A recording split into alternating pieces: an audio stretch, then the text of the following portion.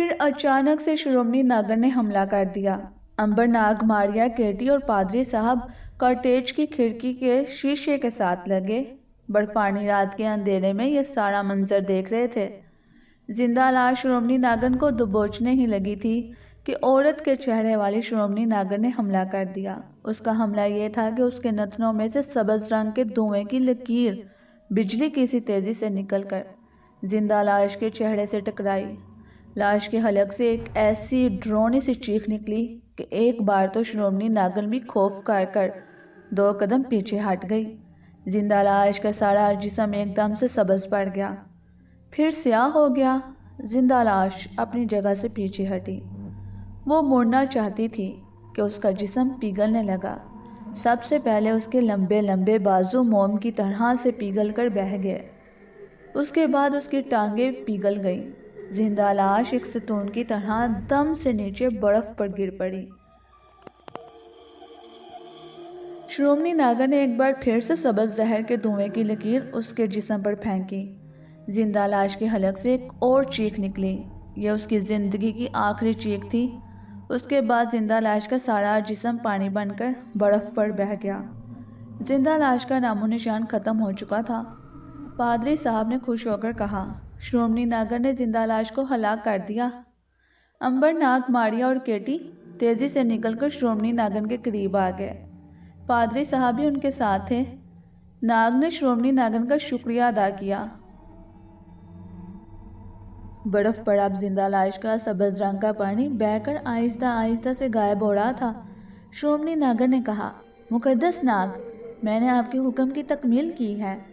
پادری صاحب نے ناگ کی طرف دیکھ کر کہا، ناگ بیٹا، اس ناگن کو کہو کہ اس نے ایک ظالم لاش سے انسانیت کو نجات دلا کر بڑا نیکی کا کام کیا ہے، خدا اسے اس کا اجر دے گا۔ ناگ نے یہ بات ناگن کو بتائی تو وہ مسکرائی اور بولی، میں نے اپنا فرض ادا کیا ہے مقدس ناگ، اگر خداوند اسے قبول کر لے تو یہ تو میری بڑی خوش قسمتی ہوگی۔ اب مجھے اجازت دی جائے، میں جاؤں گی۔ ناگ نے شرومنی ناگن کو اجازت دے دی۔ ناگن فضا میں بلند ہوئی اور پھر ہوا میں اڑتی ہوئی اندھیری رات میں غائب ہو گئی۔ پادری صاحب نے امبر ناگ ماریا اور کیٹی کو ساتھ لیا اور واپس سے کاٹیج میں آ کر آتش دان کے پاس بیٹھ گئے۔ امبر نے پادری صاحب سے کہا، اب ہمیں اپنے ساتھی تھیو سانگ کی تلاش میں یہاں سے خلا میں جانا ہوگا۔ اس کے لیے ضروری ہے کہ ہم زندہ لاش کے غار میں جا کر کسی پرانے راکٹ کی مرمت کریں، کیونکہ وہاں کسی زمانے میں خلائی سینٹر تھا۔ پادری صاحب نے کہا، کیٹی ایک خلائی لڑکی ہے، میرا خیال ہے وہ راکٹ کو پھر سے ٹھیک کر دے گی، کیوں کیٹی؟ تمہارا کیا خیال ہے؟ کیٹی نے کہا، فادر، میں نے خلائی سینٹر کے غار میں جو خلائی راکٹ دیکھے ہیں وہ اس قابل نہیں ہیں کہ پھر سے فضا میں بلند ہو سکے۔ ناگ بولا، اس کا مطلب ہے کہ ہمیں یہاں مریخ والوں کے ٹھکانے پر جا کر کوئی راکٹ اڑانا ہوگا۔ ماریا نے کہا، کیا ہم امبر کا غیبی شیشہ استعمال نہیں کر سکتے؟ اگر کیٹی اس کی ڈگری کی سمت ٹھیک کر دے تو ہم تو اکٹھے کسی خلائی سیارے پر پہنچ کر تھیو سانگ کو تلاش کر سکتے ہیں۔ کیٹی نے کہا، امبر، ذرا مجھے غیبی شیشہ دکھاؤ۔ امبر نے غیبی شیشہ نکال کر کیٹی کے حوالے کر دیا۔ کیٹی اسے ذرا غور سے دیکھنے لگی۔ پادری صاحب، ماریا اور ناگ بھی بڑی دلچسپی سے اسے تک رہے تھے۔ کیٹی نے دیکھا کہ غیبی شیشے کے پیچھے بٹن اور سوئی کے ساتھ کئی ایک خلائی ہندسے بنے ہوئے تھے۔ یہ ڈگریوں کے نشان تھے۔ خلائی لڑکی ہونے کی وجہ سے وہ ان ڈگریوں کے ہندسے تو پڑھ سکتی تھی، مگر سوئی کا نشان کس سیارے کی طرف تھا یہ جاننا بہت مشکل تھا، کیونکہ یہ مریخ والوں کا غیبی شیشہ تھا۔ کیا خیال ہے کیٹی؟ ناگ نے پوچھا۔ کیٹی بولی، خطرہ مول لینے والی بات ہے، ویسے اس کی مدد سے ہم چاروں خلا میں کسی نہ کسی سیارے پر پہنچ سکتے ہیں۔ ماریا نے کہا، ہمارا مقصد بھی یہی ہے کہ یہاں سے اڑ کر خلا میں کسی نہ کسی سیارے پر پہنچ جائیں، اس کے بعد وہاں جا کر سوچیں گے کہ ہمیں اپنے ساتھی تھیو سانگ کو کہاں تلاش کرنا ہے۔ امبر نے کہا، ہو سکتا ہے ہم جس سیارے پر پہنچے تھیو سانگ بھی اسی سیارے پر موجود ہو۔ کیٹی کہنے لگی، میری رائے میں تمہیں اس معاملے پر ٹھنڈے دل سے سوچنا چاہیے۔ کہیں ایسا نہ ہو کہ تم یہاں سے غائب تو ہو جاؤ مگر خلا میں ایک دوسرے سے بچھڑ جاؤ۔ ماریا نے پوچھا، کیٹی کیا ایسا ہو سکتا ہے؟ کیٹی نے کہا، ایسا ہو سکتا ہے اور نہیں بھی ہو سکتا، آنکھیں بند کر کر چھلانگ لگانے والی بات ہے۔ ناگ نے کہا، کچھ بھی ہو، کم از کم ہم اس دنیا سے تو نکل جائیں گے۔ امبر نے کیٹی کے ہاتھ سے گیبی شیشہ لے کر کہا، پھر ٹھیک ہے، ہمیں یہاں سے ٹیک آف کرنے کے لیے تیار ہو جانا چاہیے۔ پادری صاحب خاموشی سے امبر کی طرف دیکھنے لگے۔ امبر نے کہا، فادر، آپ ہمارے لیے دعا کریں کہ ہم اپنے مقصد میں کامیاب ہو جائیں۔ پادری صاحب بولے، جو انسان دوسرے انسان کی بھلائی کے لیے گھر سے نکلتا ہے، خداوند اس کی مدد کرتا ہے۔ ماریا بولی، میں تم لوگوں کے درمیان میں کھڑی ہوں گی، کیونکہ نہ تو میں تمہارا ہاتھ پکڑ سکتی ہوں، نہ تم میرا ہاتھ پکڑ سکتے ہو۔ ناگ نے کہا، ٹھیک ہے، تم میرے اور کیٹی کے بیچ میں آ جاؤ۔ انہوں نے باری باری سے پادری صاحب سے ہاتھ ملایا اور ان کا شکریہ ادا کیا۔ کیٹی نے اس عرصے میں گیبی شیشے کی سوئی ایک خاص ڈگری پر لگا دی تھی۔ اس کے خلائی علم کے حساب سے یہ ایک ایسی کہکشاں کی ڈگری تھی جہاں آکسیجن پائے جانے کا بہت امکان تھا۔ امبر نے گیبی شیشہ اپنے ہاتھ میں تھام لیا اور کہا، کیٹی، ماریا، ناگ، میرے ارد گرد کھڑے ہو کر ایک دوسرے کا ہاتھ پکڑ لو، خبردار کسی صورت میں ہاتھ نہ چھوڑنا۔ ماریا نے کہا، میں کیا کروں گی؟ ناگ بولا، تم ہمارے درمیان خاموشی سے کھڑی رہنا۔ امبر کہنے لگا کہ جب ہم ایک ایک کر کر روشنی کے دائرے میں داخل ہوں تو اپنی آنکھیں بند کر لینا۔ پادری صاحب آتش دان سے ہٹ کر کھڑے، یہ بڑا دلچسپی سے نظارہ دیکھنے لگے۔ امبر نے گیبی شیشے کا بٹن دبا دیا، سامنے دیوار پر گول روشنی کا دائرہ پھینکا۔ یہ دائرہ زرد روشنی سے دمک رہا تھا۔ امبر نے کہا، اس دائرے کی طرف چلو۔ کیٹی، ناگ، امبر ایک ایک قدم اٹھاتے ایک دوسرے کے ہاتھ میں ہاتھ ڈالے روشن دائرے کی طرف بڑھے۔ ماریا ان کے درمیان میں تھی، جہاں روشنی کا دائرہ فرش سے ٹکرا رہا تھا، وہاں جا کر کھڑے ہو گئے۔ پادری صاحب تعجب سے دیکھ رہے تھے کہ روشنی کے دائرے میں داخل ہوتے ہی ناگ، امبر اور کیٹی کے ساتھ غائب ماریا کا جسم بھی چاندی کی طرح سے چمکنے لگا تھا۔ پھر ان کے جسم چاندی کے ذروں میں بدل گئے اور پادری صاحب کی آنکھوں کے سامنے امبر، ناگ، کیٹی اور ماریا غائب ہو گئے۔ ان کے غائب ہونے کے بعد روشنی کا دائرہ بھی بجھ گیا۔ پادری صاحب نے سینے پر سلیب کا نشان بنا کر امبر، ناگ، ماریا اور کیٹی کے لیے دعا کی اور آتش دان کے پاس بیٹھ کر بائبل پڑھنی شروع کر دی۔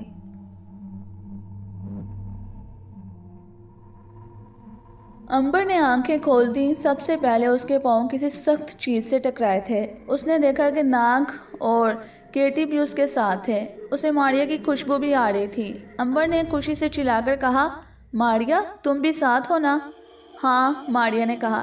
ناگ بولا، یہ ہم کہاں کھڑے ہیں؟ کیٹی نے چاروں طرف نگاہ دوڑائی۔ اس نے کہا، ہم کسی سیارے کے چھوٹے سے ٹکڑے پر ہیں جو خلا میں تیر رہا ہے۔ ناگ، امبر، ماریا نے بھی دیکھا کہ وہ ایک بہت بڑی خلائی چٹان کے اوپر کھڑے تھے۔ یہ سیاہ چٹان خلا میں بڑی رفتار سے ایک طرف بھاگی جا رہی تھی۔ ماریا نے کیٹی سے پوچھا، کیٹی، یہ کوئی سیارہ نہیں ہے بلکہ کسی سیارے کا ٹکڑا ہے، ہم کہاں جا رہے ہیں؟ کیٹی نے غور کرتے ہوئے کہا، یہ چٹان ہمیں کسی سیارے کی طرف لے جا رہی ہے۔ ایک بات کی تسلی ہے کہ یہاں خلا میں آکسیجن موجود ہے۔ ہم کسی بہت بڑے سیارے کی فضا میں ہیں، ہم خلا میں نہیں ہیں۔ یہ بڑی اچھی بات تھی، کیونکہ اگر وہ خلا میں ہوتے تو آکسیجن نہ ہونے کی وجہ سے انہیں نقصان پہنچ سکتا تھا۔ سیاہ خلائی چٹان بڑی تیزی سے فضا میں آگے ہی آگے بڑھتی جا رہی تھی۔ فضا میں خلا کی تاریکی نہیں تھی، آسمان بادلوں میں گھرا ہوا تھا اور ان کے پیچھے سے ہلکی ہلکی دن کی روشنی نکل رہی تھی۔ چٹان فضا میں آگے ہی آگے بڑھ رہی تھی۔ اچانک امبر نے دور فضا میں ایک طرف اشارہ کیا۔ انہوں نے دور فضا میں ایک بہت بڑا چہرہ دیکھا جو آہستہ آہستہ سے قریب آ رہا تھا۔ یہ کس کا چہرہ ہے کیٹی؟ امبر نے پوچھا۔ سب اسی چہرے کو تک رہے تھے۔ ناگ بولا، مجھے تو یہ کسی جانور کا چہرہ لگ رہا ہے۔ ماریا بولی، یہ تو کسی بہت بڑے بھیڑیے کا چہرہ ہے۔ ناگ نے کہا، اس کا منہ کھلا ہے، اس کے تو لمبے لمبے نوکیلے دانت مجھے صاف نظر آ رہے ہیں، کیا تم بھی دیکھ رہے ہو؟ ہاں، امبر نے کہا۔ کیٹی کہنے لگی، یہ کسی پر اسرار کہکشاں کا سیارہ ہے۔ امبر نے پوچھا، لیکن یہ بھیڑیا ہمارے سامنے فضا میں کیوں منہ پھاڑے کھڑا ہے؟ کیٹی نے کہا کہ ہو سکتا ہے یہ بیڑیا کا منہ اس پر اسرار سیارے میں داخل ہونے کا دروازہ ہو۔ ناگ نے خبردار کرتے ہوئے کہا، ہوشیار ہو جاؤ، ہماری چٹان اس بیڑے کے منہ میں داخل ہونے والی ہے۔ ماریا نے کہا، میرے خداوند، کس قدر بھیانک اور بڑا منہ ہے اس بیڑے کا، اس کی زرد آنکھیں بھی چمک رہی ہیں۔ امبر نے کہا۔ کیٹی بولی، ایک دوسرے کے ہاتھ پکڑ لو، ہو سکتا ہے کہ بیڑے کے منہ میں داخل ہوتے وقت ہمیں جھٹکا لگے۔ انہوں نے ایک دوسرے کے ہاتھ پکڑ لیے۔ سیاہ کھلائی چٹان کی رفتار بیڑے کے بہت بڑے کھلے ہوئے بھیانک منہ کے قریب پہنچ کر آہستہ ہو گئی تھی۔ اب انہیں کھلائی بیڑے کا منہ کھلا ہوا صاف نظر آ رہا تھا۔ یہ کسی آدم خور بیڑے کا منہ تھا جو پہاڑ کی طرح تھا اور کسی بہت بڑے اونچے لمبے قلعے کے دروازے کی طرح سے کھلا تھا۔ سیاہ کھلائی چٹان بیڑے کے منہ میں داخل ہو گئی۔ بیڑے کے منہ میں داخل ہوتے ہی انہیں ایک جھٹکا لگا۔ کیٹی کا خیال درست تھا، اب وہ کھلائی بیڑے کے حلق میں سے گزر رہے تھے۔ یہاں تو گپ اندھیرا تھا۔ ماریا ان کے درمیان بیٹھی تھی۔ کھلائی چٹان اندھیرے میں تیرتی آہستہ آہستہ آگے بڑھ رہی تھی۔ پھر انہیں بیڑے کے حلق میں سے دور سفید سی روشنی نظر آئی۔ اس روشنی میں انہوں نے سیاہ پتھروں کے اونچے اونچے ستونوں والا ایک میدان دیکھا۔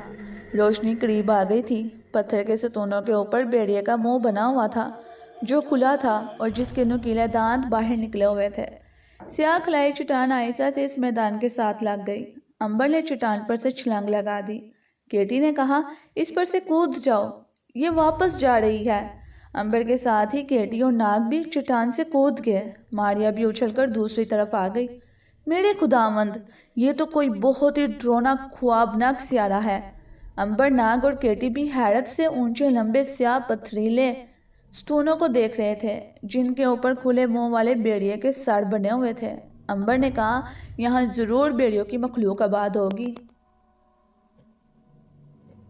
ناگ بولا، ہمیں ان سے چوکس رہنا ہوگا، وہ کسی بھی طرف سے اچانک سے ہم پر حملہ کر سکتے ہیں۔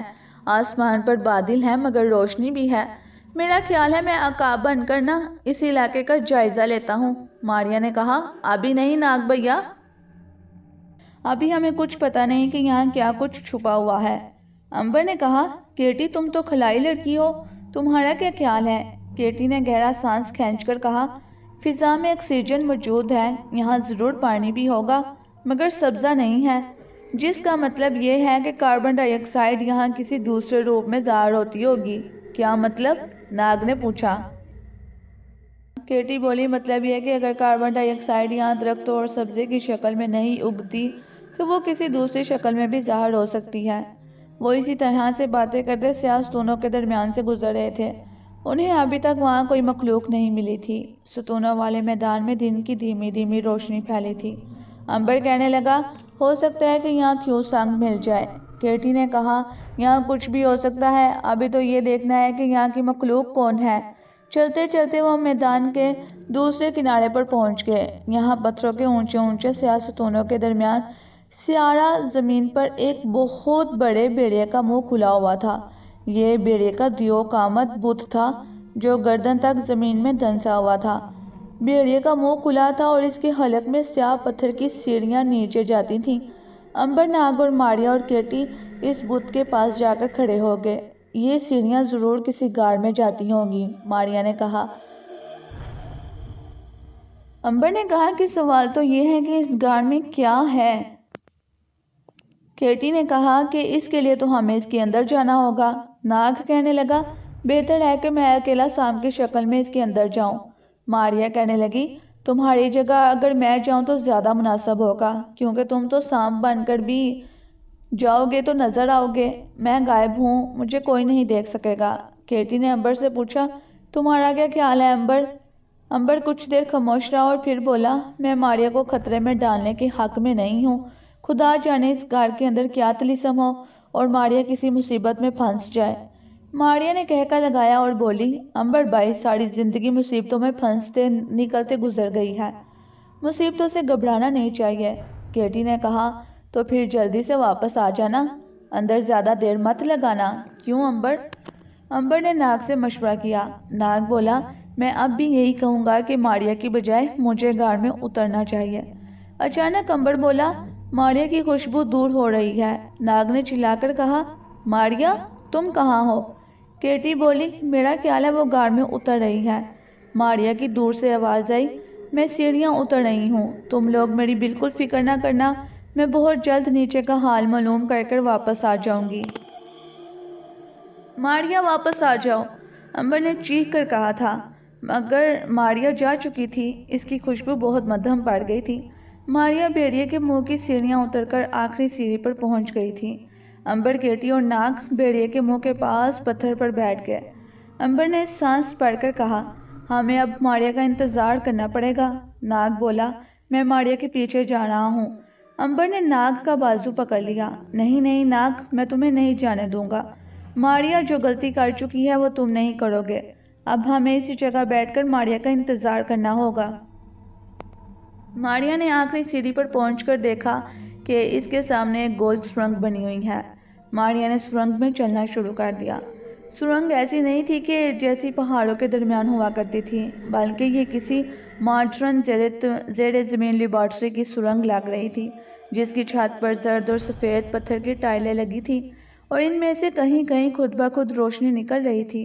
آگے جا کر یہ سرنگ ایک طرف گھوم گئی۔ سرنگ کی دیوار بیضوی تھی اور یہاں بھی تھوڑے تھوڑے فاصلے پر سیاہ پتھر کے چھوٹے چھوٹے ستون لگے تھے، جن پر وہی بھیڑیے کا کھلے منہ والا بت لگا تھا۔ آگے ایک گول دروازہ آ گیا، اس دروازے پر تانبے کا بڑا تالا لگا تھا۔ ماریا کو تالا کھولنے کی ضرورت نہیں تھی، وہ گول دروازے میں سے گزر گئی۔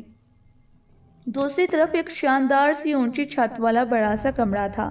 چھت میں شیشے کے چوکھٹے لگے تھے، ان چوکھٹوں میں سے روشنی آ رہی تھی۔ سامنے والی دیوار پر بھی سفید اور زرد پتھروں سے بنی تھی، ان پر 5 بھیڑیوں کے کھلے منہ بنے ہوئے تھے۔ یہ کھلے منہ اتنے بڑے تھے کہ ان میں سے ایک آدمی آسانی سے گزر سکتا تھا۔ ان بھیڑیوں کے منہ کے اندر تری کی چھائی تھی۔ ماریا نے دیکھا کہ ہر بھیڑیے کے منہ کے اوپر رومن ہندسوں میں 1000، 2000، 3000، 4000، 5000 لگا تھا۔ ماریا درمیان والے بھیڑیے کے منہ کے سامنے کھڑی تھی۔ اس کے دائیں جانب 2 اور بائیں جانب بھیڑیے کے 2 منہ تھے۔ ماریا کی تو سمجھ میں نہیں آ رہا تھا کہ بھیڑیوں کے یہ منہ کس مقصد کے لیے بنائے گئے ہیں۔ ہر بھیڑیے کے منہ پر ایک شیشہ لگا تھا۔ ہر بھیڑیے کے منہ کے پاس سرخ رنگ کا ایک بٹن لگا تھا۔ ماریا نے درمیانی بھیڑیے کے منہ کے اوپر دیکھا، اس پر 3000 لکھا تھا۔ ماریا بھیڑیے کے منہ کے پاس جا کر اس پر لگے شیشے میں سے دوسری طرف دیکھنے لگی۔ اسے دوسری طرف کچھ نظر نہ آیا۔ بھیڑیے کے منہ کے اندر تو گہری تاریکی اور گپ اندھیرا تھا۔ ماریا اس شیشے کے اندر سے گزر سکتی تھی، مگر وہ یہ دیکھنا چاہتی تھی کہ باہر سے کچھ نظر نہیں آتا بھی ہے یا نہیں، مگر اسے باہر سے کچھ نظر نہیں آ رہا تھا۔ ماریا نے بھیڑیے کے منہ کے پاس دیوار پر لگے بٹن کو آہستہ سے چھوا۔ بٹن سخت تھا۔ ماریا نے بٹن کو ذرا سا دبایا، بٹن ایک بار اندر کو دب کر واپس اپنی جگہ پر آ گیا۔ بٹن کے دبتے ہی درمیان والے بھیڑیے کے منہ پر لگا ہوا شیشہ آہستہ آہستہ ایک طرف سرکنے لگا۔ شیشہ ہٹ گیا۔ ماریا ذرا آگے کو جھکی کہ اندر جان کر دیکھے کہ اچانک جیسے کسی زبردست کشش نے اسے اپنی طرف کھینچ لیا اور ماریا بھیڑیے کے منہ کے اندر گھسیٹتی ہوئی چلے گئی۔ ماریا کے اندر جاتے ہی شیشہ اپنی جگہ پر واپس آ گیا۔ ماریا نے اپنے آپ کو زبردست آندھی کے شور میں پایا۔ وہ کاغذ کے پرزے کی طرح سے اڑنے لگی۔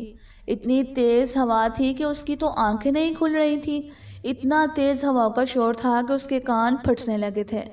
آندھی ماریا کو اڑائے لیے جا رہی تھی۔ ماریا اپنے آپ کو سنبھالنے کی بہت کوشش کر رہی تھی، مگر ہوا تو اس قدر تیز تھی کہ وہ بے بس ہو گئی تھی۔ وہ گیند کی طرح سے گھومتی، اچھلتی، اڑتی ہوئی کسی نامعلوم مقام کی طرف اڑی چلی جا رہی تھی، اور پھر ہوا کا شور کم ہونے لگا، آندھی کا زور ٹوٹ گیا۔ ماریا نے آنکھیں کھول دیں۔ سب سے پہلے جو چیز اسے نظر آئی وہ اس کا اپنا جسم تھا۔ ماریا کانپ اٹھی، وہ نظر آنے لگی تھی۔ اس کا جسم ظاہر ہو گیا تھا، اب وہ غیبی ماریا نہیں تھی۔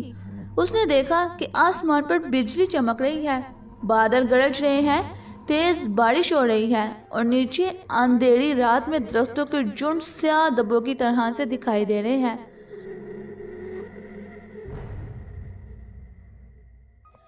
وہ ایک گھومتی ہوئی اڑن تشتری کی طرح فضا میں چکراتی ہوئی نیچے زمین کی طرف آ رہی تھی۔ ماریا نے دو باتیں خاص طور پر محسوس کی کہ ایک تو بارش میں اسے سردی نہیں لگ رہی تھی، اور دوسری بات یہ کہ فضا میں اپنی زمین جیسی آکسیجن اور درختوں کی خوشبو رچی ہوئی تھی۔